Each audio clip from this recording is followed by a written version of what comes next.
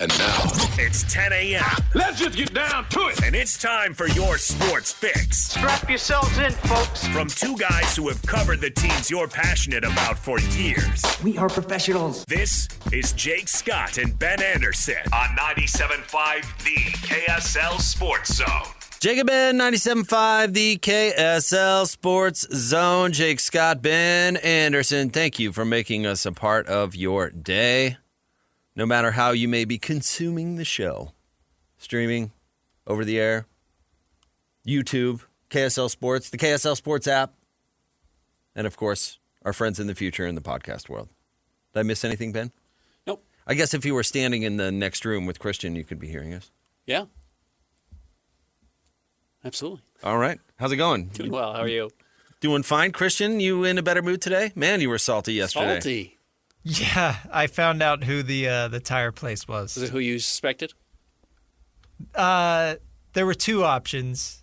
There were two suspects. There were two possibilities, and one of them was... It was one of the two. It was one of the two. It was fun to hear Scotty explain it.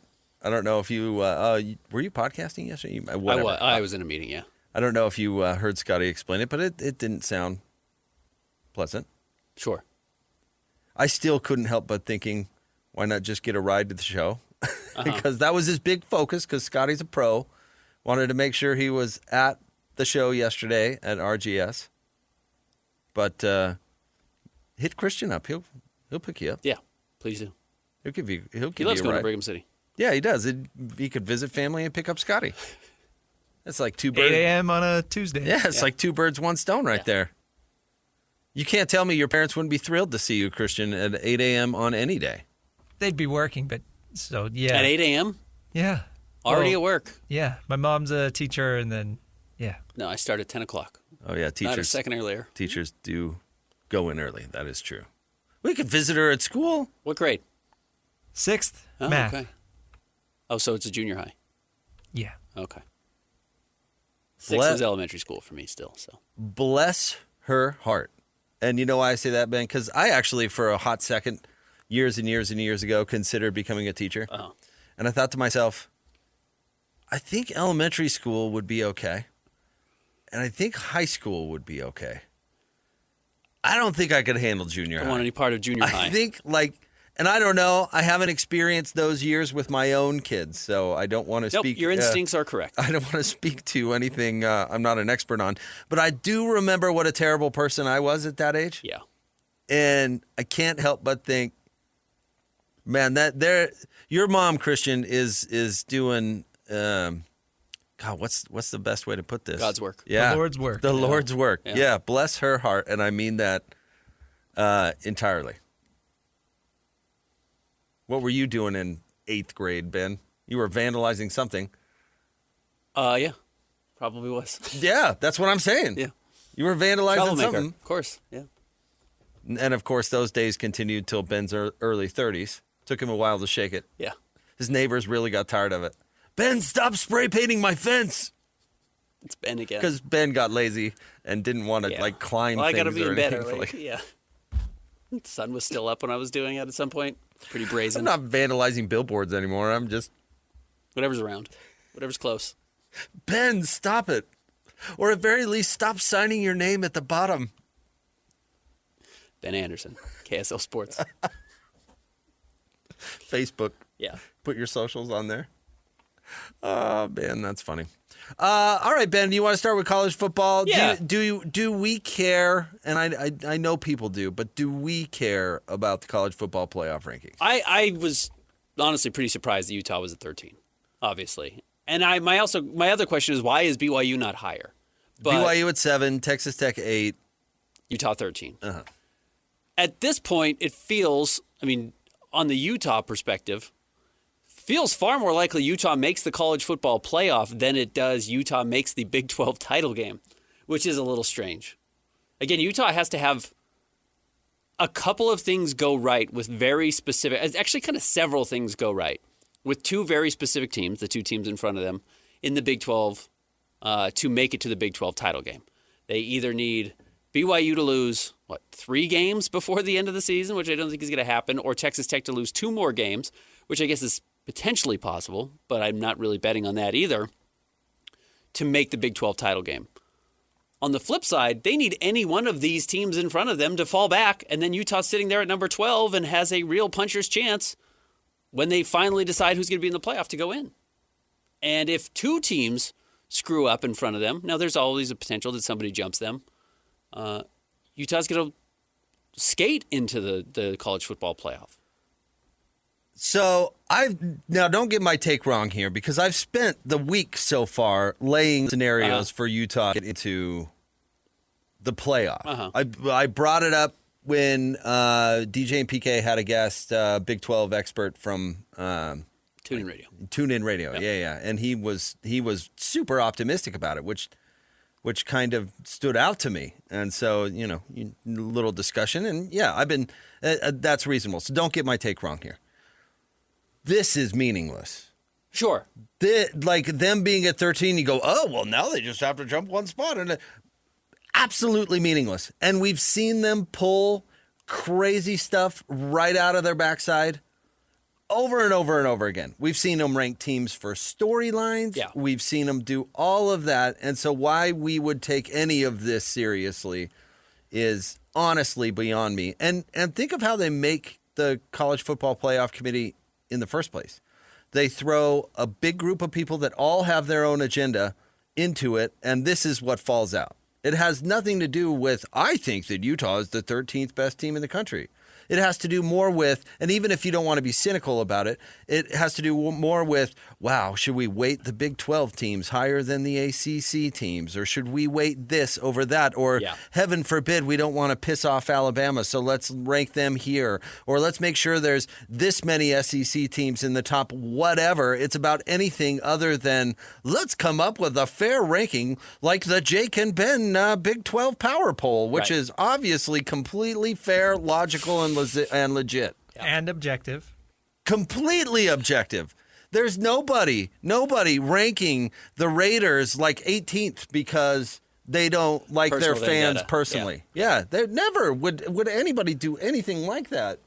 Never would some SEC clown go into the committee meeting and try to throw his weight around or her weight around or whatever.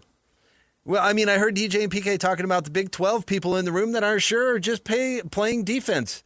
And what are they trading to, hey, put Utah a little higher? Like, it's meaningless. Ben, you brought this up yesterday? They took an undefeated Florida State team out because of circumstance. Yeah. And everybody knew that them losing their quarterback would affect them. Yeah. But what's the point? They were undefeated. They had beat everybody. Yeah. What is the point? Is the point for some bozo clown to look into all the depth charts of the team and go, I don't think the backup left tackle is going to be very effective with his 60% ankle, so therefore let's pick Ballore. That's so dumb. This is dumb. I think, sure, it's good for Utah. Sure, it's good for BYU to be in the top 10, but it doesn't mean anything. I put more stock in the AP top 25, to be honest. I don't, but I agree with you that they are not beholden to whatever their rules are today. A month from now when they are deciding who's going to be in this playoff. What they did in their first ranking is going to have nothing to do with what they do in their final ranking. And there are no rules. Right, there are no rules. And to your point, if they are willing, and I understand that Florida losing their quarterback when they were undefeated, Florida State, and they were only doing a 4-team college football playoff at that point, right? And pulling them out and saying, well, we don't think it's the same team without their starting quarterback. Well, that's legit. Yes, it totally derails everything else that they have said, but it also highlights that they can just change the rules when they want to best fit what you have always called it, which is it's a TV show. It's not about fairness. It's about what they think is going to get the best ratings. So / not getting sued. Because there is that component to it, too. Over the next, 3 weeks, 4 weeks if you count this week, which, not for Utah because they've got the bye week, but 3 games, Utah could win out. And yes, even if they are sitting at 11 or 10, 3 weeks from today, going into what will be the final week of the season before the college or the conference championship games, there could be a situation where, yes, a team behind Utah wins a conference championship game or loses a conference championship game, and they say, well, yeah, I know Georgia Tech technically won the ACC, so we're going to put them in. But Virginia really had a great year, so they deserve to be in too, and they're going to jump Utah. That those shenanigans are still very much on the table. So Utah being at 13 is better than being at 19. It's better than being at 20 or unranked. But you're right. I don't think it necessarily lays out if these two teams in front of you lose, Utah's automatically in. There's nothing automatic about how this process works. I totally agree with you other than the word better. It doesn't matter. It doesn't. Why did SMU make the playoff last year? They were a story. Yeah. They got headlines because of the way they got into the conference and because they all of a sudden were the new person and they were rattling off all these wins and they were in the right time zone. And so they were a bigger story than BYU, so they picked SMU.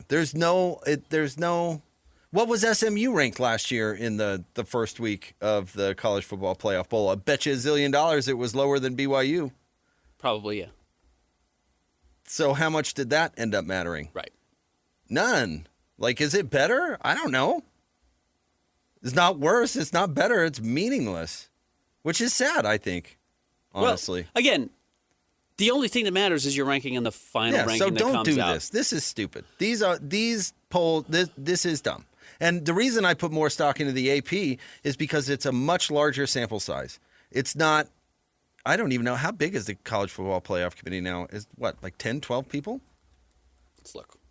10, 12 self-interested bozos. I'm going to trust their evaluation over 13 members. Yeah. At least the AP has they have a over 100 people vote at least. Yeah, ton of writers, yeah. By the way, last year's initial college football playoff ranking, SMU was 13, BYU 9. Now, BYU lost before the end of the season, right? They were undefeated at that point, and then they lost 2 games after that. And SMU did not. Am I correct? SMU ran the table from there on out. So if you want to look back at it, Utah sitting at 13, SMU sitting at 13. SMU continued to win. Utah, and they needed teams like BYU to lose a couple of games and fall out. That's the case for Utah. But again, you can't apply last year's logic to this year. But you're going to discount the BYU win over SMU because BYU's losses came at a different point during the schedule or the calendar? That's stupid. I agree. So what is the scoreboard? There is no scoreboard. Well, and the flaw of having a ranking after week 8 is it inherently does reward what you do late in the season, right? If you lose in week 10, like we saw with BYU, they're going to ding you worse than if you lost in week 4, which is what happened to Utah, or week 5 when Utah lost to Texas Tech. I guess it was week 4, right? It was the Big 12 opener. Or if you lose to BYU in week 7 or whatever that was, because the ranking just hasn't come out yet. So, yeah, a late loss is going to hurt you worse than an early loss, which is very silly. If it's just a loss and you're not just... No, wait, not just a loss to the other team they're considering. Right. But a head-to-head on the field result. But that's why this is silly. It is. Conceivably, you should be able to put these in a hat and just draw out all the victories and not know what week these games were played in and say, well, BYU finishes the season 11-1 or 10-2, but they beat Utah. Yes, maybe they lose to Texas Tech twice and lose to them in the conference championship game as well, but they beat Utah, and so, of course, that's a better season than what Utah had, who also finished 10-2 but didn't go to the conference championship game. But that's not what they're doing. It's not without context. It relies entirely on the context of when you're winning these games, which, again, is extraordinarily silly. And that's not a knock. Congrats, Utah. I think Utah is a really good team. I think Utah could be the top 13, 14, 15 team in the country. Maybe they are. I'm a little surprised, honestly, BYU's as low as they are. Why are they behind Ole Miss? Why are they behind some of these teams that do have a loss of their schedule already? But needing context is a little bit silly about what the whole idea was behind the playoff. By the way, did you see that Sark is already crying about maybe getting more SEC teams in? I believe it.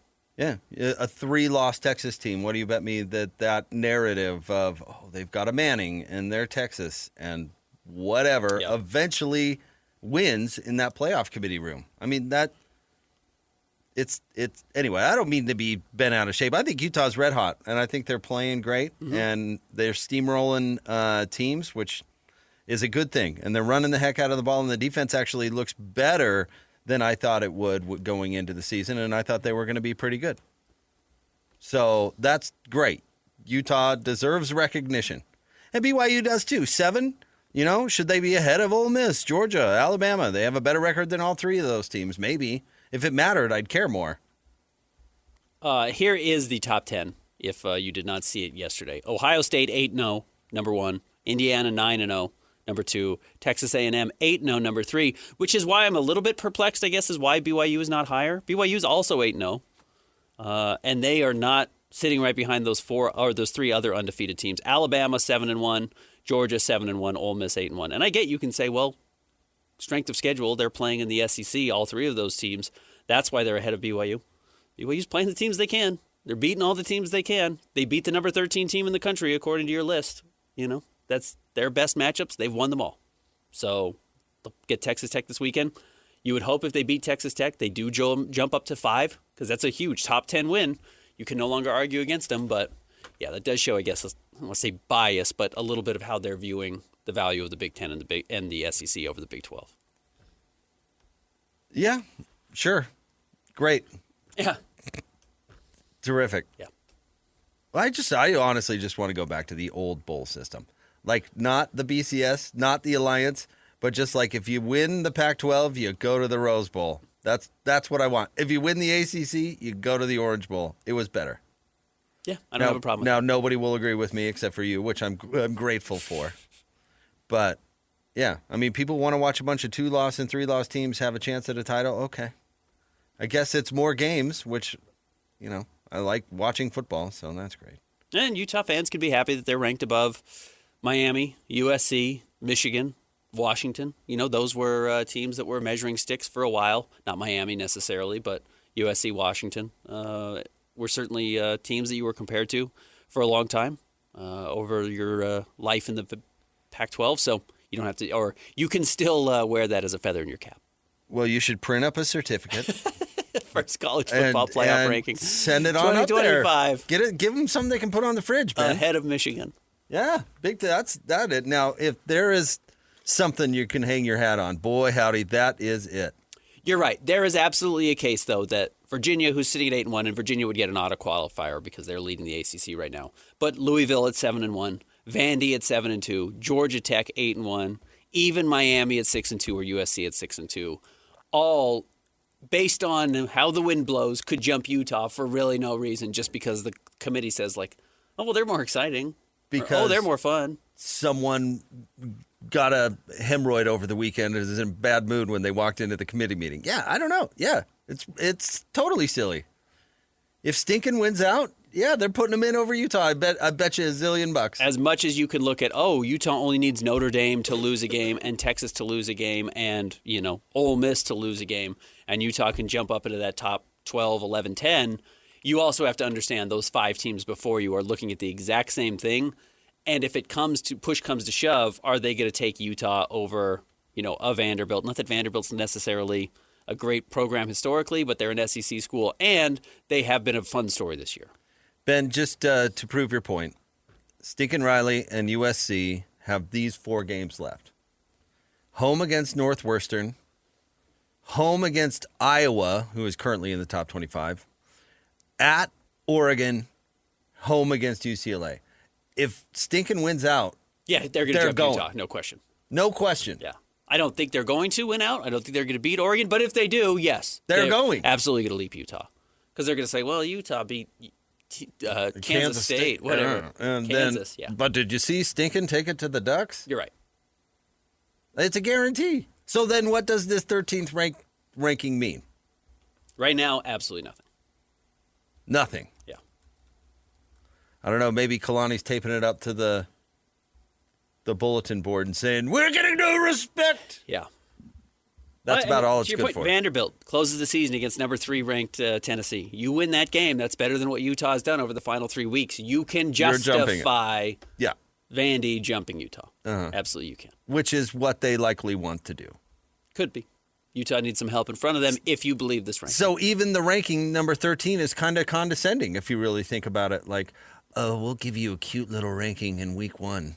But guess what? When these other teams win, you're we're going to win moving out you and back. you're going to drop. And then when you complain about it, we're going to say, we thought you were great. It's not our fault. Yeah. Hate it. Yeah. They should just take the Big 12 power poll. Absolutely. Or they should And let us vote. I'll go in there with all sorts of personal vendettas. Cincinnati number 1. Yeah, Cincinnati you want to see Bearcats. the Bearcats are getting in. That's my first decision. That's my non-negotiable. That's my non-negotiable. Yeah. Is Cincinnati's going to be playing? Texas Tech out of the 25. Not a chance. Oh, Texas Tech is getting. I don't know. Can the NCAA punish? Can the College Football Playoff Committee punish? I'd take away scholarships. Is that even a thing anymore?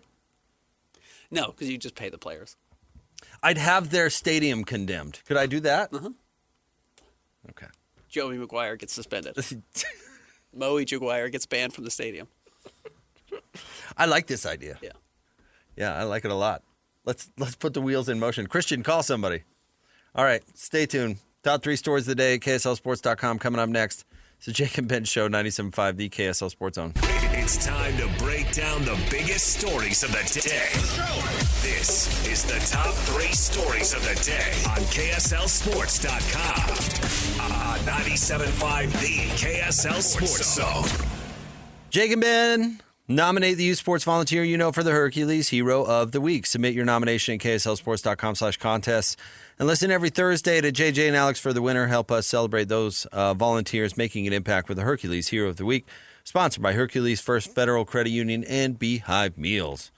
Time for the top 3 stories of the day. KSLSports.com, brought to you by J. Brooks Jewelers. Cherish your love with J. Brooks Jewelers. Explore their expertly crafted engagement rings made from the finest materials. J. Brooks Jewelers. All right, Christian, where do you want to start today? Number 1, the Jazz have an early afternoon matchup today at the Pistons.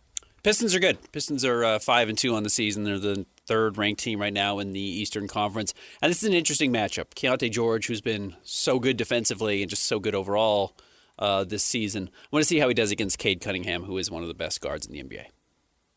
And bigger than he is. Much bigger than he is. Yeah. So like 6'6". He's going to have to dig deep a little bit. You know, one thing about these Eastern road trips that I like, Ben, is it kind of gives us an excuse to talk about the Eastern Conference and teams over there that we don't necessarily talk about a ton.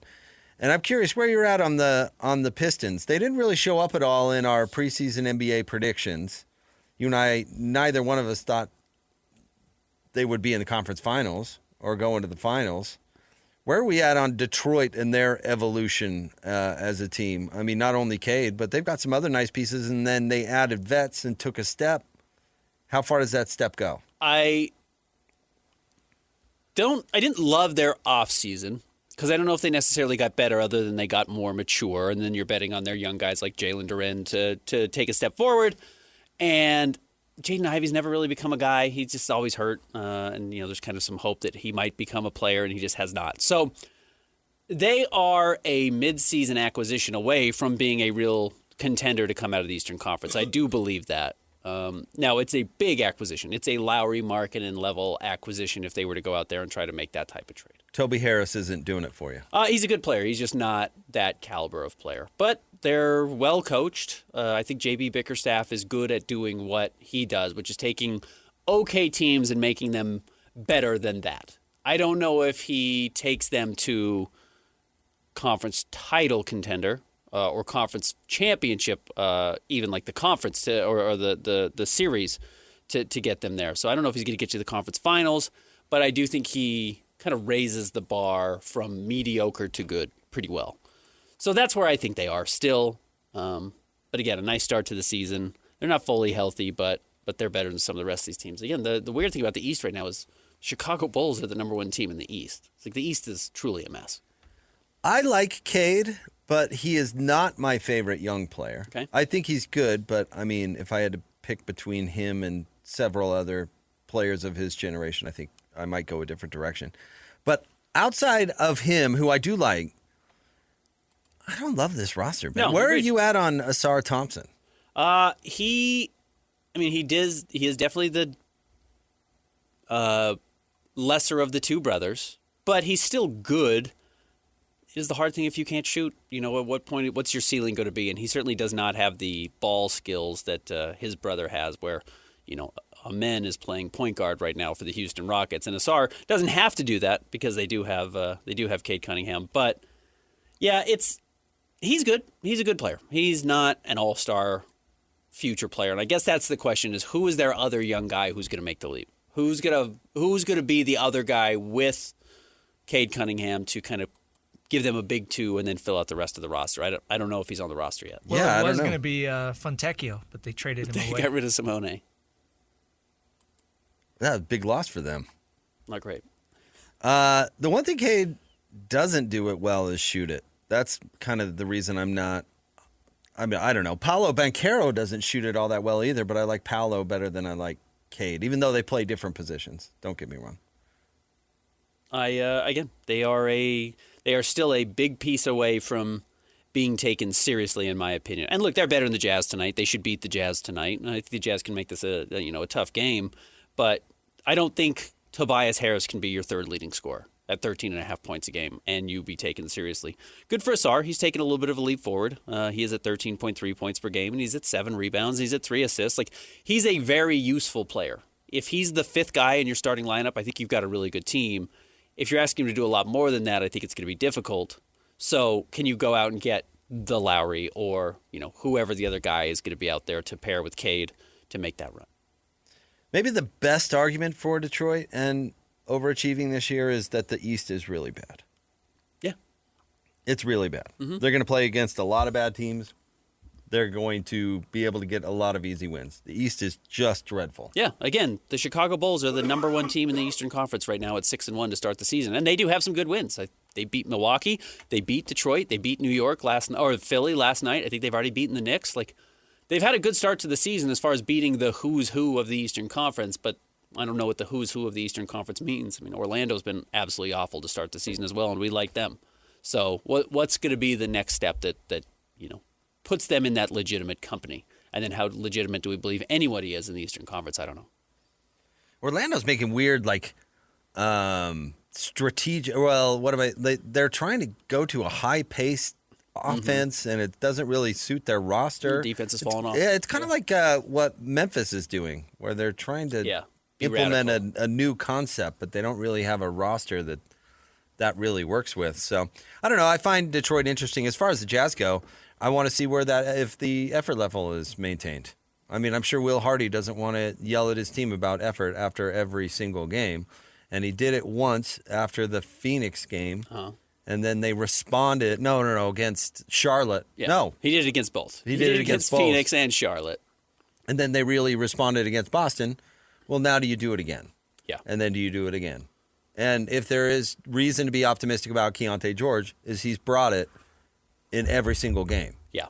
That is big reason to be optimistic about that guy. He is on the radar. That's what's interesting about Keontae now is he's not going to sneak up on anybody. Lowry is scoring 30 points a game, and all of a sudden he was the focus of everything Boston did to try and slow him down, and they had a lot of success, and then Keontae picked up the slack. Now that Lowry's obviously at the top of the scouting report and being taken seriously because he averages 30 points a game, and Keontae's averaging 23 points a game, and you're starting to understand that he's mining free throws. He's averaging 9 free throw attempts a game. Teams are going to start adjusting. So how do you adjust that now?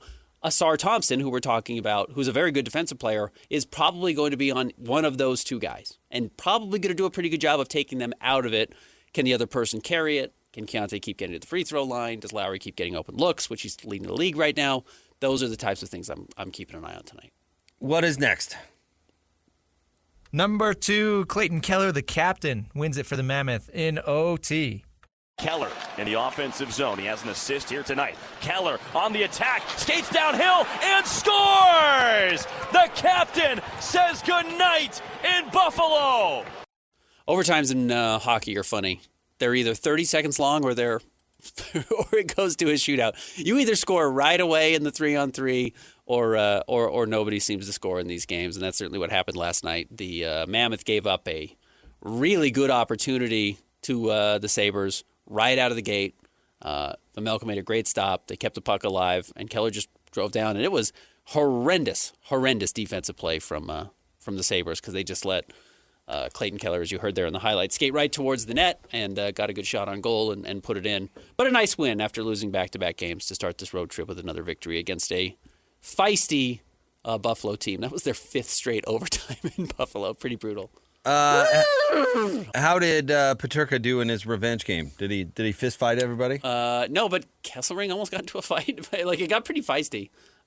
So we didn't quite see that. But no, it was really the Clayton Keller show. Clayton assisted on the Schmaltz goal. That was the only goal in regulation, and then had the game winner. He's quite good. Yeah, Keller's good. And you know what? He's among the young players on the team, or I should say, I guess the faces on the team, those top 6 players on the offensive side. He's maybe been kind of weirdly the most quiet other than Barrett Hayton. You know, you've had big moments from Peterka, you've had big moments from Cooley, you've had big moments from Gunther. Schmaltz had 16 or 17 points, whatever it is. Keller, as good as he is, has been just a little quiet, so I think that was a big moment for him last night. Now they head across the border to take on the Maple Leafs. I hope they make sure to get all their fruit out of their bag. And I hope they're not taking their pets, because that's a no-no, right? You can't take your pets to Canada? Well, crossing the border with any sort of animal, isn't that not a thing? You can get something greenlit. Maybe not. You can't take fruit and stuff? Well, relationships right now are tested. That's not specifically about Canada. That's like anywhere. Oh, you can take pets wherever you want. Just fly them around. Just sneak them in. Yeah, next to all your lemons or whatever. Yeah. Your invasive fruit. So anyway. Tonight against Toronto. So another chance to get a victory. We'll see how they do. What's next? Back to the initial college football playoff rankings. Big 12 has 3 teams in there, about what we predicted here on the show. Surprised nobody's coming in 25, 24, 23. Again, not that those teams matter in the slightest. But are we surprised there's not any love for your Bearcats or Houston, both coming off of a loss, which I think certainly hurt them? Yeah, because all that matters is when you lose. It does, nothing else That's matters true. because nobody has a memory. TCU was on a bye week, so they all only watched football last week. The College Football Playoff Committee decided the season began on Saturday, so they watched those games Saturday. They said, well, if you won, we like you. I'm just convinced that people, more and more as I go forward, I think most people are Guy Pearce in Memento. Just no memory. Memory hole something 15 minutes after it happens. Why didn't TCU get ranked? Well, they didn't play this weekend. Yeah. That's very fair. You know the season's been going on for several months. Nope. I didn't see them. Doesn't matter to me. Doesn't matter to me. What? Who? I think you're right about the committee not being big enough. I actually think that's a good point. Legitimately, it's hard to watch all these teams for just 13 people. It's a lot of games. It's a lot of context that you're looking for and trying to parse out with just 13 people in this committee. But you have the AP poll, which has hundreds of voters, and they represent different blocks of the country and every market. Yeah, probably gives you a reasonable idea of like some fairness, and also it accounts for bias. Inherently, there's going to be bias in our state towards our local teams, but that happens everywhere. When you only have 13, that bias gets weighed more heavily depending on where these people are. Again, the watch the games argument is funny to me because even if they're not doing it on purpose, to your point, they're not evaluating based on who they think the best team is or actually trying to rank.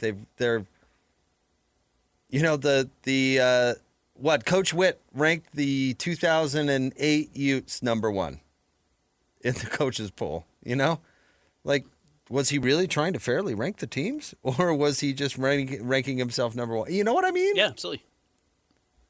Silly. I don't know. The poll is silly, but I part of me thinks they put the Big 12 teams there just to move them down. They have been known in the past to set up talking points with their rankings. Uh-huh. Yeah. And Utah, I think, is more of a victim of this. I don't think they're setting up Utah to play patsy. I think what they're doing is they are setting up Michigan. They are setting up USC. They are setting up Washington. They are setting up Miami. They are setting up behind the teams behind Utah in the ranking to move up. To jump them with big wins. Vanderbilt to climb. Yeah. Georgia Tech to climb. Now, look, if Georgia Tech finishes the season 8-1 or 11-1 and beats Georgia the last week of the season, they've had a better season than Utah and they deserve to be in. I'm not trying to discount some of those aspects, but yes, the Miamis, the Vandys, the Louisvilles, they set those teams up to jump Utah with big wins late. Utah is the sacrificial lamb. Which, you know what? It's another argument against the Big 12 scheduling Utah and BYU in the middle of the season. If BYU is going to be a good team every year or Utah is going to be a good team every year, they should play late. Play late and let that win have some value late in the season. Whoever goes in is going to get a big victory in the College Football Playoff Committee's perspective. And they value those late in the season. Man, look at some of the bozos on this committee. Mike Riley. Nice man. Huge bozo. Mark D'Antonio. Huh? Yeah, he's killing it. One lady on the college. Only one? Okay. Carla Williams. Who's she? Let me see. In her 7th year as director of athletics at, I automatically dislike her, the University of Virginia. Okay. No, but think about it. Why would you have Virginia's AD in the? Yeah, that's weird to me. Why would you have any AD? Yeah, why would you have somebody who inherently isn't impartial? And she can say she is, but no. What does she watch? What does she see? What does she have to do? She has a responsibility to watch her school specifically. Oh man, I've interviewed one of these guys, Ivan Mizell. Remember him? Okay. He's a reporter. All right, that's good. Have more of those guys. Sports writer for decades. I think I interviewed him at a BYU Media Day when they were independent, of course. Yeah. But anywho, yeah. Well, I'm glad you agree with me about the sample size. Yeah, it's a good point. All right, stay tuned. We'll have more coming up next. We've got What You Got Wednesday at 11:30. It's Jake and Ben, 97.5, the KSL Sports Zone. It's another battle for the Aggies, and the KSL Sports Zone has it covered. The Aggies return home to Logan for a battle against the Nevada Wolfpack. Your home for all the play-by-play coverage of Aggie football is right here on 97.5, the KSL Sports Zone. You're listening to Jake Scott and Ben Anderson. Let's lock in. On 97.5, the KSL Sports Zone. Jake and Ben, 97.5, the KSL Sports Zone. Win big every Wednesday on the station with Win Ticket Wednesday, which is today. Let's get it going. Caller 12, 801-575-ZONE. We're going to hook you up with 4 tickets to go to the Magic Holiday Lights at the Ballpark at America First Square, a brand new immersive holiday tradition opening November 14th. Be the 12th caller right now, 801-575-ZONE. Ben, I usually like transparency when it comes to most things. I think most people do. But is it about time that we just stop with the referee pool reporter and the 5-minute reporter, whatever that stupid 2-minute thing report. is? Yep. Like, everybody's demanding referee accountability, and all the stuff they've come up with is basically just cats in the wall because refs are terrible and probably bent. And Cat in the wall, eh? But, well, the example here, Ben, from the Jazz Celtics game. In the final minute, there was a play where Keontae George was guarding Jaylen Brown. Keontae slips. So clearly a wet spot on the floor. Slips and kind of kicks the ball, too, by the way. Does both of those things. Jaylen Brown goes toppling over him. Also slips, though. Like, clearly stepped on the same wet spot. And then there's a run out for the Jazz on the other end, and the Jazz eventually win the game. The referee... Jaylen Brown was livid, by the way, after the game. Livid, yeah. He was upset about it. And the referee did the pool report. And for people who don't know, they pick one reporter who's covering the game, and that reporter gets to ask him a question about a controversial If there's something that goes on that the media wants explained, they can go and talk to one of the referees, representing the rest of the referees about what happened in the game. And they always, Ben, give some clown explanation that doesn't make any sense because they're, I don't know, sensitive to self-criticism. Sure. They actually told Jaylen Brown in the moment that they didn't see it, which is actually, I think, believable. Like that they were staring at some gal in the third row instead of the ball in his hand? Instead of doing their job. I would actually believe that. But they said, well, both of them slipped before there was contact, so that was not a foul. That is ridiculous. That is a ridiculous explanation and has nothing to do with the rules of fouling. So you can foul anybody you want as long as you slip first? Yeah, as long as you slip, yeah. This was the question. No, am I crazy? Am I taking crazy pills? Or is that a ridiculous explanation? Ridiculous. Not to mention they missed the kick in the first place. Keontae fouls Jaylen Brown. He does. I understand why Jaylen's upset. Sure. And he went on Twitch, which is, what is that, Christian? What is Twitch? Is that like the It's a streaming platform. Is that like the Snapchat? It started streaming video games, but now it's just a way to have people come and watch you do whatever. Anyway, he says on Twitch, the whole staff blows the bleeping call, costs us the game. Unacceptable. Yeah. You know what I think should have happened? The ref blows the call, then they say nothing, then they don't talk to anybody. Jaylen Brown gets upset in the postgame, and then we all move on with our life. What did the pool report with this stupid excuse do for anyone? What did it do for anyone other than make Jaylen Brown angry all over again? Again, if you didn't see the play, Keontae goes to defend Jaylen Brown above the three-point line, straight on from the basket. Keontae tries to jump into a stance. Both feet slip out. Jaylen Brown realizes he's slipped and kind of tries to, dribble around him. Jaylen Brown's left foot absolutely slips on the same wet spot, and he does, and he starts to trip, but then he falls over Keontae George's entire body, which would be illegal to be on the ground to just trip somebody because you can't just lay on the floor and trip guys, to your point. And when asked about it, the pool reporter says, with about 47 seconds left in the fourth quarter, Keontae George fell in front of Jaylen Brown, who was driving towards the basket. No, this is the question. Oh, okay. Brown then fell over George, but no foul was called. What was your view of this play, and why was no foul called on George? And the referee says, during live play, the crew observed George slip and fall prior to Brown slipping on the same spot, resulting in the ball becoming loose prior to any contact. So they did agree that it was the result of two players slipping more so than Keontae George. Regardless, nobody's buying it. Nobody cares, and it didn't change the outcome of the game. So to your point, while, yes, you may believe that that is transparency, what did it accomplish? Nothing. And it's not even that transparent. Because and it's still over something subjective. Do you think that Jaylen Brown slipped and that's why he lost the ball? Or do you think he slipped and then fell over Keontae George and it's still a foul on Keontae George? That's the story. Right. Yeah. So who cares what they think they saw? Everyone's going to still feel differently about those types of plays. I mean, it's got to be like a highway patrolman listening to people throw out excuses about speeding. What did they say in the last 2-minute report? Do we know? Let me go back and see if I can find it really quick. But even that, what does that give you? Dick Bavetta shafted the Jazz. Do you think anybody on the Jazz or even the fans would have felt better if a pencil-neck reporter went up to Dick Bavetta and said, hey, explain that call? Do you think that would have helped anyone? Well, again, this is the funny thing. Would that have done anything for anyone? So the pool report is the mouth, it's the word of the actual official. Exactly what they saw, why they didn't call the foul. The last 2-minute report says, George slips and falls into Brown's path, tripping Brown. Incorrect, no call. So the last 2-minute report contradicts what the ref says he saw. Said himself. So, yeah, what does it do for anyone? What transparency are you getting? What did it do for anybody? Yeah. Except for re-anger Jaylen Brown while he's just trying to do a what is it called? Twitch? Twitch. He's just trying to twitch. Christian, do you stream? No. Your wife works evenings sometimes because she's a nurse. God bless her.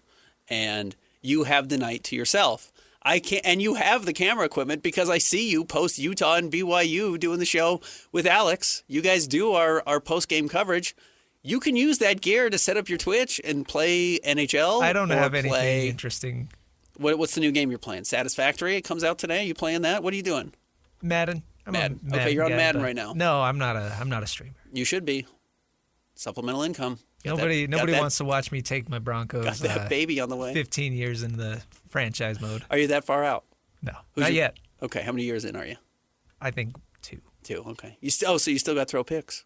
Yeah. You haven't had to lose him yet. So you can play video games and then stream on Twitch. So people just watch you tweak? Yes, people are watching the tweakers. You can interact. You send questions. You talk to people while they're doing it. And a lot of times it is celebrities or attractive people, which is where you would fit in that. You kind of cross both. Yeah, your Venn diagram is attractive person and celebrity. So you should be tweaking on camera. I did play Juju Smith-Schuster in Madden on his Twitch. Oh, really? Yeah. That's a fun thing. That's cool. I lost. You lost. He was good. Juju tweaks? Or were you bad? Big tweaker. Big tweaker. I wouldn't have pegged Christian for a tweaker. So what's your tweaker handle? At Esparza Tires? At Brigham City Tires? Brigham City. At BC Tweaker. I bet there's a lot of tweakers in Brigham City. Yeah, that means a different thing. Certain small towns. Well, I'm just saying they're video. Well, Christian's obviously into video games. Tweaker is a great social media app as a concept. Better than the idea of Twitch. Better than the name. Tweak. It's great. I'm tweaking. I'm tweaking. All right, stay tuned. We'll have more next. 97.5, the KSL Sports Zone. Nobody gets you ready for Utah football more than the KSL Sports Zone. Ready? It's a much-needed bye week for the Utes as they get set for the final stretch of the 25 season. Your home for the best coverage of Utah football is right here on 97.5, the KSL Sports Zone. You're listening to Jake Scott and Ben Anderson on 97.5, the KSL Sports Zone. Jake and Ben, 97.5, the KSL Sports Zone. Jake, Scott, Ben, Anderson, thank you for making this part of your day. I want to remind you to make this Thanksgiving unforgettable with Kenny J's Barbecue. Skip the streets and bring home slow smoked perfection. Pre-order your Thanksgiving meal today. Text 801-230-5396 and come eat with Hanson Scotty coming up today from noon to 3 at Kenny J's in the district. I probably discount the value of having College Game Day broadcasting on your campus and getting you at least prepared for your game, whether they're carrying your game or not. Numbers just came out for College Game Day at the University of Utah over the weekend. It was their highest. They're their most watched College Game Day to date. 6.5 million viewers on linear TV. An additional 1.2 million on the Pat McAfee show via Twitter alone. 2 million viewers, 2.7 million viewers at their peak moment tuning in live, and then 2.5 million in the final hour. It's a lot of eyeballs on your campus. With a carriage dispute going on, too. Yeah, right. At the same time. Well, that's... And a huge one. Well, you read Armpit's his numbers on the Snap Talk. What was it?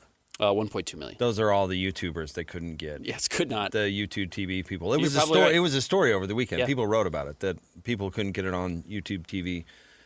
Went to Armpit's Snap Talk. And then you're going to see, I would imagine, BYU and Texas Tech beat that number this weekend. Yeah, I don't know. I was you bringing that up. It got me thinking. Does that have anything to do with where it is? What do you mean? I mean, can Utah take any sort of credit for having the highest rated No. of the year?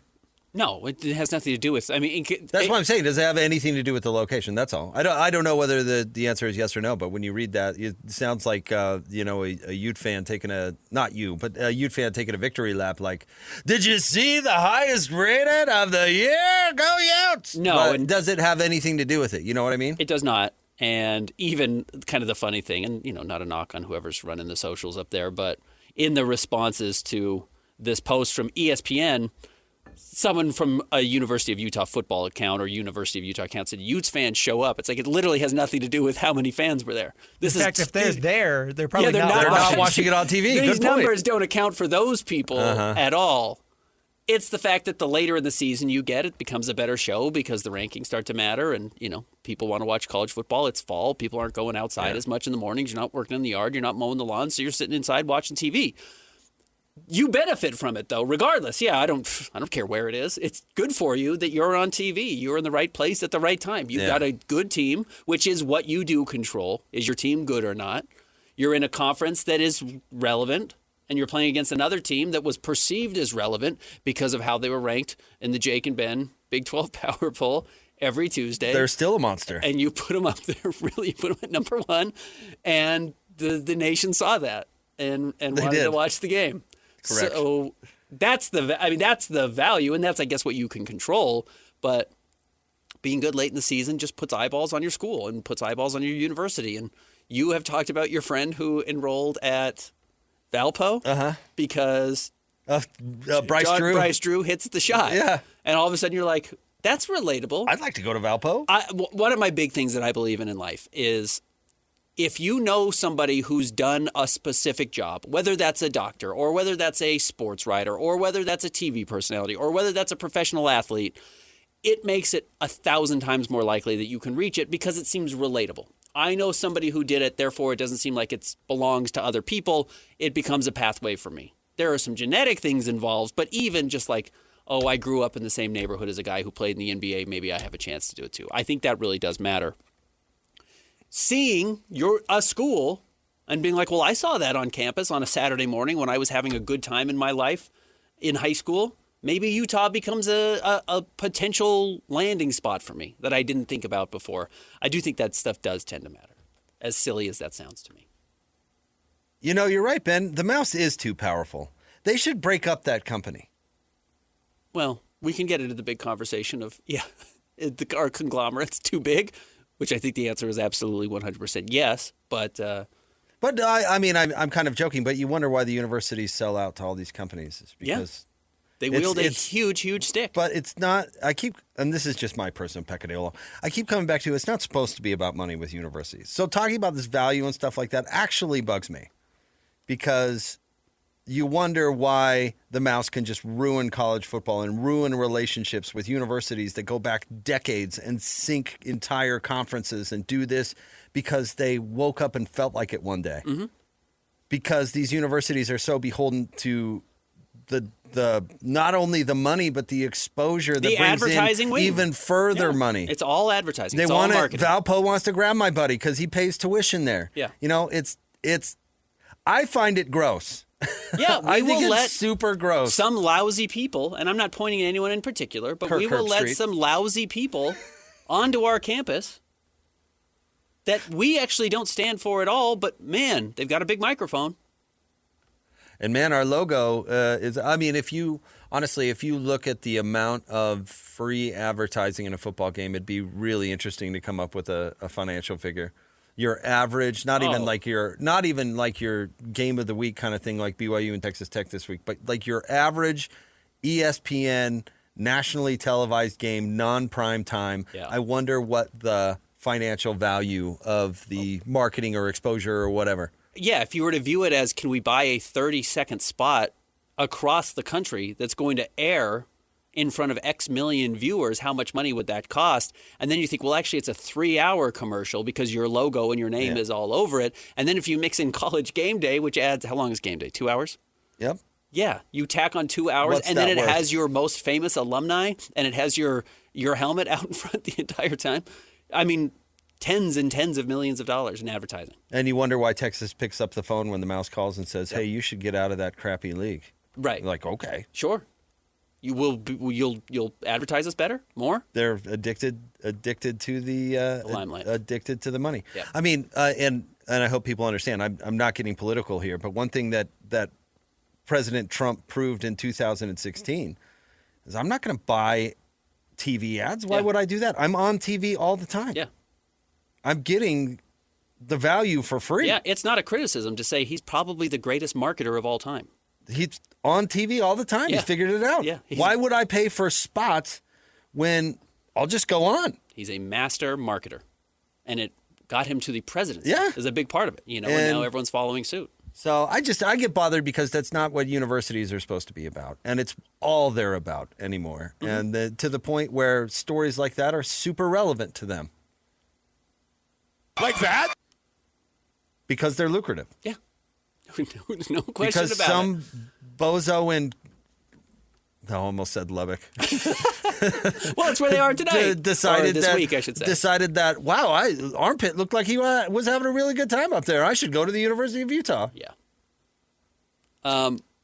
And, whether we think we're arguing about are these too powerful or what is this actually They good are. for? They should be broken up. But the truth is it is super valuable, regardless. And I probably downplay, I just kind of, I didn't go to College Game Day. I didn't go to Big Noon Saturday when it was out at BYU and Utah was playing there either. I'm not taking part in the festivities of it. KSL Sports was up there. Shout out Chandler. Shout out Mitch. Shout out Steve, who've gone up and take photos and, participate and do all the interviews. It's cool, but you do understand why the schools do it. And I've probably not appreciated how much it means for them. Yeah, financially. Not just because your friend went to Valpo. No, but it's true. But it's true. That helps. It's good advertising. Because it puts it front of mind. I mean, my friend, I make it sound like he just picked it because he's a huge basketball fan. It was like, wow, I'm going to that school. I like the cut of their jib. Which actually, if you were a huge college football fan and you wanted to go to Alabama, I actually would understand that. But you look into it. That's the point. Is you go, what's that V logo? Name the value. Valpo? That's name value. Well, I should look up and see what they're all about. I'm about to decide where I want to go to college. And it ended up working out for him terrifically. So it's not, I don't mean to be flip about that he's just like, sign me up. Like I decided to go to Maryland, Baltimore County because they beat UVA in the first round of the NCAA tournament. No, I'd be crazy to do that. But maybe did I look into the Retrievers? Because I'd never heard of them before and I thought they were interesting. Probably. Yeah. And it's not just sports. This is, if you're on the Tweaker app, TikTok, there was a whole thing of the dances that sororities were doing for, pledges or rushing or what was the term? And they were like filming these TikTok videos and it was like, come and be a part of our fraternity at this school. And, we have this celebrity, not even a celebrity person, not a real celebrity, an influencer at the college who is in that fraternity, is saying like, well, she's at the front of this dance. Don't you want to hang out with her? Now there's some familiarity with the school and with that fraternity. So come and pledge there. So yeah, it works throughout, but you're right. It is certainly not the altruistic. This is about education for people. And has not helped the sport in my opinion. Now, has helped universities get rich? Yeah, it's been great for Kyle Whittingham and Kalani Sitake and all of their coordinators and the coaches that have come before them and the coaches that will come after them. And it has made some players very rich, which I don't protest. No, I mean, not protest, not as long as it's under the rules. Now, the rules are stupid, in my opinion. Agreed, but the rules are the rules. Or lack thereof, yeah. But you're right, it has changed, I guess, the concept of what this was. Yeah, I mean, honestly, the exposure Utah and now BYU is going to get as well is worth millions. Mm-hmm. Millions. And it's cool. It is cool that it's happening. I mean, this is the third time we're getting one of the two big ones. We've had Big Noon at BYU. Big Utah. Noon twice. Oh, we've had Big Noon twice? Yeah. Oh, because they came to Utah. Once at for Texas BYU, Tech. Yeah. This will be the fourth time. National fans got to be sick of what's going on in our state. Yeah, why, no kidding. why do they keep showing these games? By the way, I was surprised to learn yesterday that only 9 million people subscribe to YouTube TV.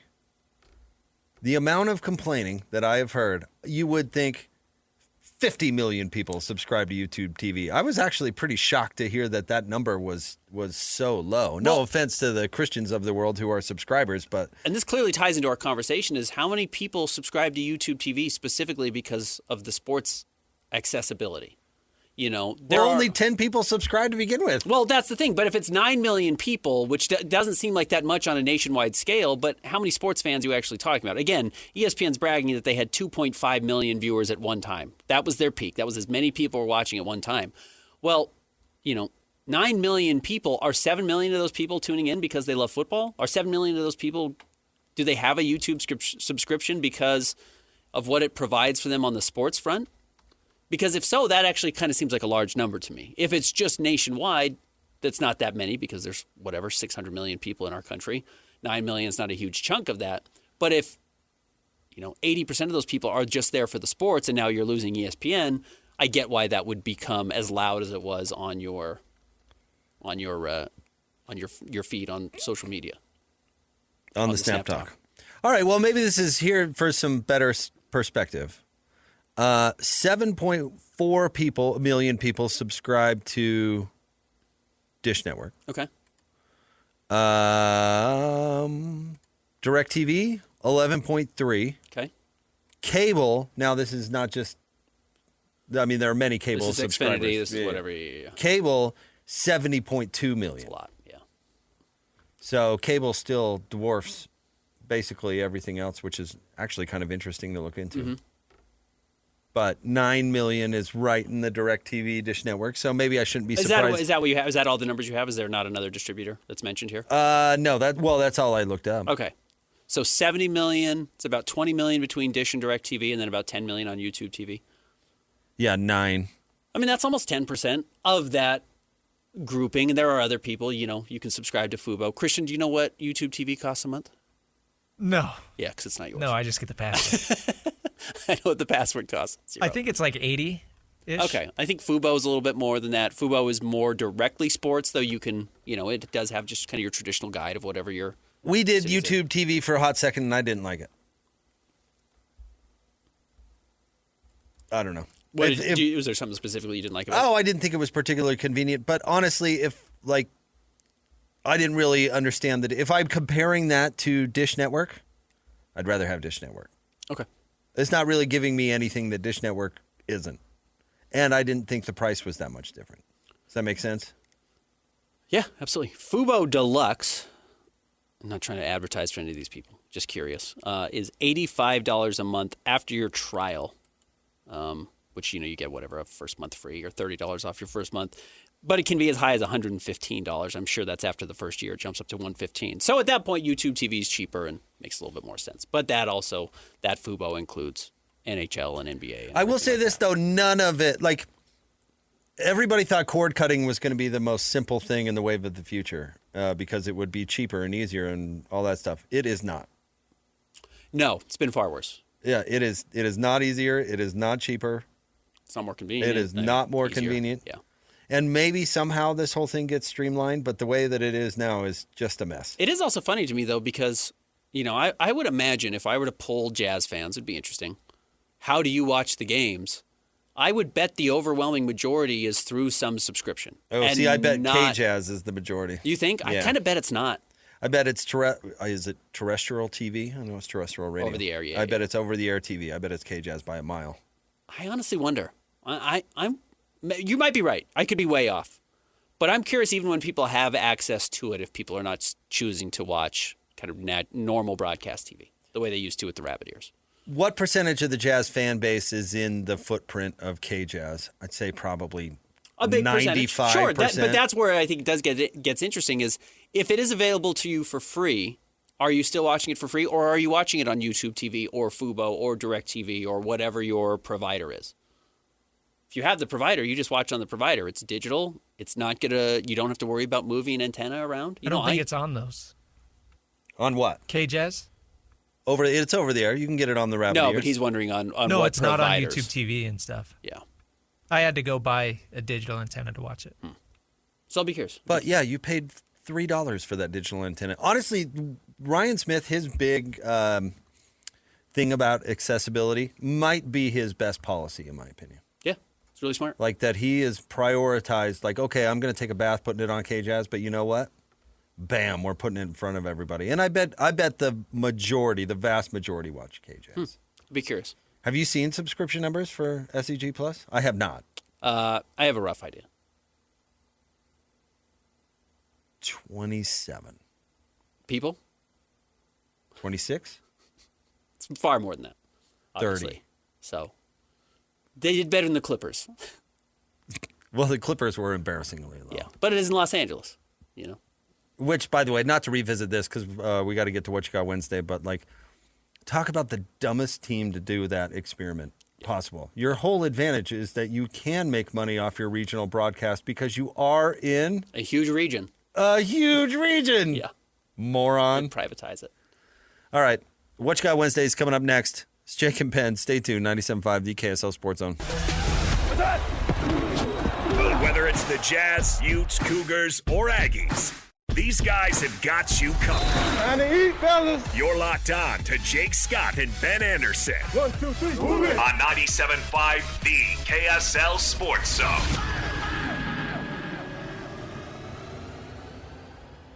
What you got Wednesday? What's the deal? Jake's got rules, Ben's out to steal. Bozo takes their spinning around. Flush it down, flush it down. Emo skater Ben with a devious grin. Jake rolls his eyes, lets out a sigh within. If rules had feelings, they'd probably cry. Ben's chaos just makes them fly. What you got Wednesday? What's the deal?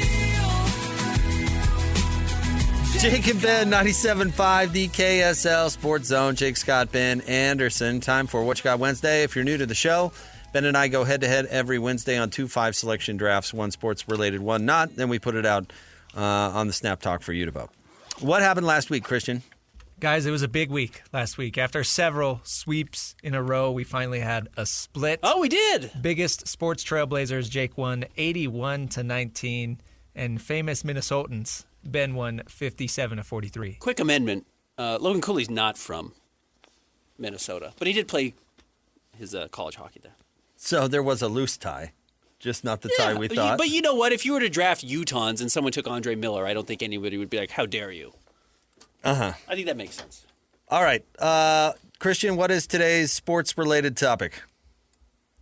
BYU at Texas Tech this weekend, so we're going to go best Raiders of all time. Not just Red Raiders, all Best sports Raiders of all time. All right. So Ben gets the number one pick in the sports-related draft. Is that correct? Is there an automatic numero uno? I actually think there is, but I wonder if you're going to try and veto it.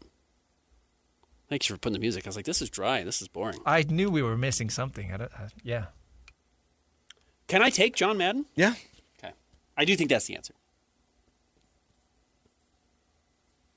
All right. I'm going to take Patrick Mahomes. I think he'll eventually go down as a top 3 or 4 quarterback of all time, at least. Yeah, I think he's probably already there. No question about it. I think Mahomes is the other obvious choice if you're not going with John Madden. I kind of suspect most people would have taken Mahomes, if I'm being totally honest with you. All right, I'm going to go with... I'm just going this because it's going to get me votes. He's not one of the greatest of all time. Well, he is, but he didn't play long enough. I'm going to go with Bo Jackson. That will get you votes. That is true. Everyone loves Bo Jackson. Everyone loves the story. That's where he's known. If you were to poll the 10 greatest Raiders of all time, I think the true Raiders fans probably wouldn't say Bo Jackson, but I think casual fans, myself included, would say Bo. That was the first name Lloyd just said. Well, he's a casual. Yeah, Lloyd gave that to you. Not a real fan. You can thank Lloyd for that. Honestly, the problem I'm encountering here is all of the greatest L.A., Oakland, Vegas Raiders of all time are all 1,000 years old. They are, yeah. They have been mediocre for such a long time. All 1,000 years old. Yeah. I'm going to go with somebody who was actually probably a better running back, certainly for longer than Bo, but Marcus Allen. Yeah, Marcus Allen would have been my pick.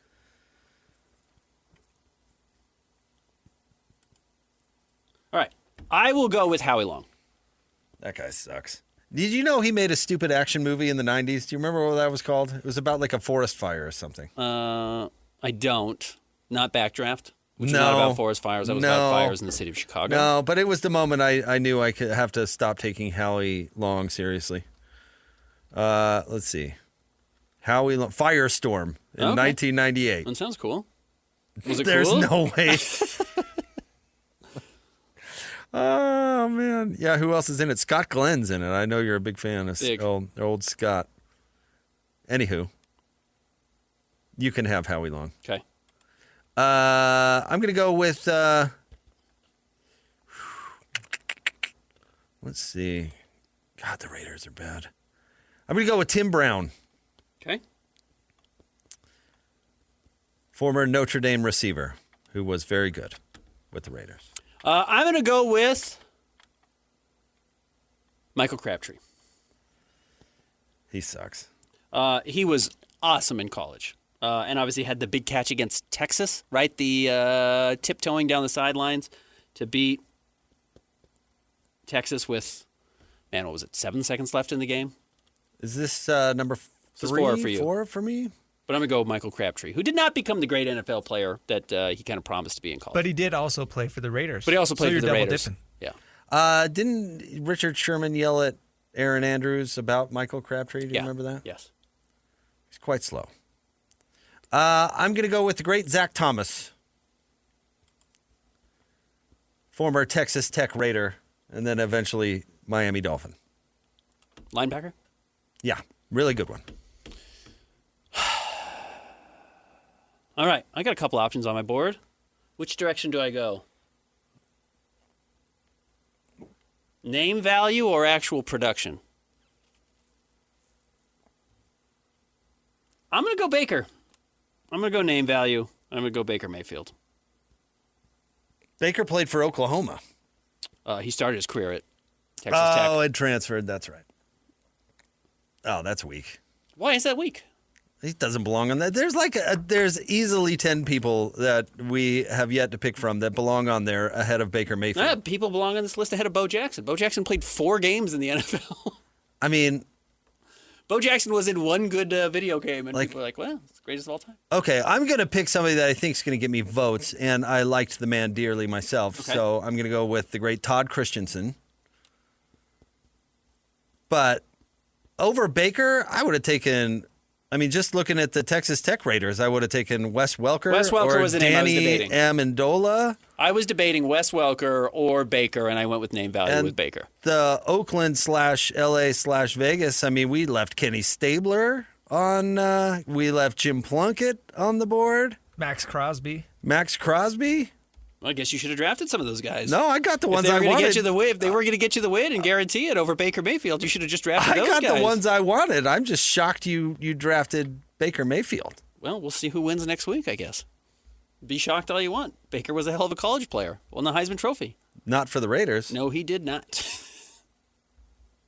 All right. What is our review, Christian?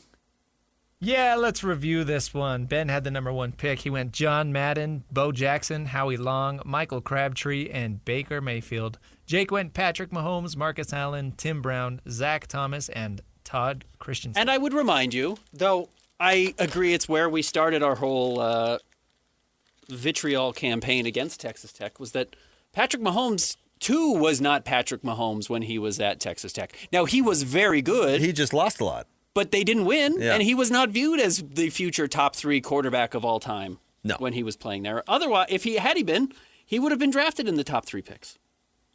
Or number 1 overall. Or been the first quarterback from his own draft, and he was not. I would have taken Rich Gannon over Baker Mayfield. See who wins. All right. Oh, man, I don't know where I'm going here at all. Not sports topic today, Christian. The Utah Mammoth inspired this one. They are on a Canadian road trip in Toronto tonight. So we're going to go with best Canadians of all time. Is there an automatic number 1 pick? I guess it depends on if you're talking sports or not. Well, yes is the answer, and it's Wayne Gretzky. Okay. That's what I was thinking too. Wayne Gretzky.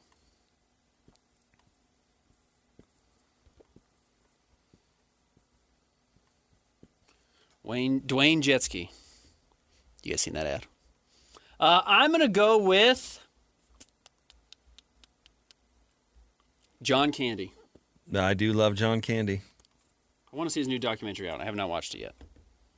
I haven't either. I've heard it's good. All right. I'm going to stay in the comedy lane, Ben. And I'm going to go with Marty Short. Okay. I still say that Clifford is one of the most underrated, hilarious comedies of all time. What's his Glick? Jiminy Glick? Jiminy Glick is so funny. It's kind of silly. It was like on TV when we were younger, and I just kind of passed it off and not realizing how funny the things he was saying and how mean he was to the people. You know, you let Between Two Ferns now with Zach Galifianakis. It's just a straight ripoff of Jiminy Glick. It is. Three Amigos is amazing. And even his cameos in Arrested Development were some of my favorites. Yeah, he's great. Marty Short. I'm going to go with, I'll go music. I'll go Neil Young. Oh, good. You can have him. A Southern man, don't need him around anyhow, Ben. Old man. One of the greats. I'm going to go with probably the best television producer of all time. Yeah. Lorne Michaels. The producer of Saturday Night Live, which has been on since the 70s. Year 52 now? 51? Pretty wild. Lorne Michaels. Unquestionably the most impactful comedic person of the last 100 years. The spin-off show about him I thought was funny too. 30 Rock. I mean, he's the basis for Dr. Evil. Is he really? Yeah. That's hilarious. Yeah, that's who Mike Myers fashioned it after. Speaking of which, Mike Myers. Canadians. Are you guys just going to take all SNL people? I got John. No. Was John Candy ever on SNL? I don't think he was. No, he was not. He was on the Canadian knockoff. Yeah. What's that called? Probably the one that actually preempted it. Or not Second City. Yeah, whatever it was called. You're right.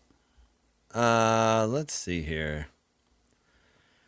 I'm going to go with the great Bill Shatner. Who doesn't love Bill Shatner? Even people who don't like Star Trek like Bill Shatner. Well, he's funny. He was, we were talking about him off the air yesterday. He was hilarious in Boston Legal. Yeah. All right. I'm going to go with... Give me Gordie Howe. I got to get one athlete on my board. Do you? All right.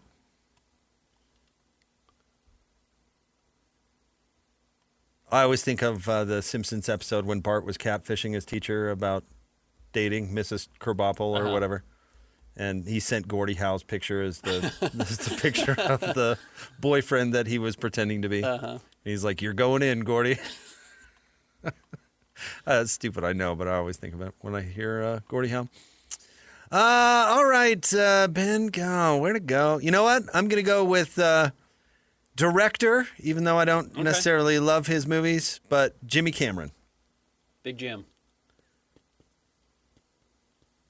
Most people know him by James, but when you're as big of an Avatar 2 fan as I am, I can call him Jim. I was going to say, you're like in a really friendly relationship with a lot of these people. I am. It's true. I know Jim well. I've actually never seen either Avatars. The new one comes out in like the next couple of months. I've only seen the first one. A third one? He's doing 6? What? Yeah, he's wasted. I mean, look, Avatar 1 made $3 billion. It's the most successful movie of all time. He is freakishly talented as a director. Can make any movie he wants, and he's wasting his third chapter, his final chapter as a director, making these insanely dumb movies.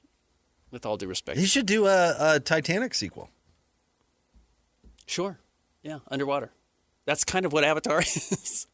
Somebody told me when Avatar first came out, somebody told me it was just Fern Gully, the last rainforest, but with live action, and so I never bothered to see it. Yeah, I mean, that's what it is. I don't want it to ruin Fern Gully for me. I quite enjoyed that movie. But that's exactly what it is, right? It's people are industrializing the forests. Yeah, I don't know. I haven't seen Avatar. Aliens is a good movie. James Cameron. I will take between two people with 3 names. I'm going to go SGA, unfortunately. I'm going votes. Give me Shea. Shea? No, Shea's good. MVP of the league. Yeah. All right. You want to review, Christian? I passed on Alexander Graham Bell, who invented the telephone. Jake had the number 1 pick. He started things off with Wayne Gretzky. Then he went Martin Short, Lorne Michaels, William Shatner, and James Cameron. Ben went John Candy, Neil Young, Mike Myers, Gordie Howe, and Shea Gilgeous-Alexander. Sorry, Celine Dion. Justin Trudeau. I never cared for Robbie her. Robertson of the Are band. you talking about Katy Perry's new boyfriend? Yeah, that one. Sorry, Avril Lavigne. Seth Rogen. Ryan Reynolds. Ryan Reynolds. You were that skater boy Avril was singing about. Boy, was that annoying to have that come She out said- when I was in 7th grade. She said, "See you later, boy." Nobody has ever said that to Ben before. We should have that clip ready to go. Every time Ben relives his skater past, you should drop in Avril. He was a skater boy. She said, "See you later, boy." Are either of us confident? I think you might win Canadians. Oh, I think I've got the sports one for sure. You I don't do? know about the Canadian Oh, one. really? I got John Madden and Bo Jackson. Good luck. If you've ever played a football video game, you're voting for me. Okay. I got the Madden crew, which is Christian, and I got everyone who's over 35 years old who played Super Tecmo Bowl. Okay, or as Baker. it's affectionately known, Super Tecmo Bow. We'll see how it goes. Yeah. All right, stay tuned. More coming up next. We'll wrap up the show. Jake and Ben, 97.5, the KSL Sports Zone. Complete game coverage of the Cougars is right here on the KSL Sports Zone. It doesn't get much bigger than this. BYU and Texas Tech, your home for the best coverage of Cougar football, is right here on 97.5, the KSL Sports Zone. You're listening to Jake Scott and Ben Anderson on 97.5, the KSL Sports Zone. Two amigos on the airways, talking sports. They got him made drinks and also loves his tie-dye. Ben's got style with his scarf. Oh my.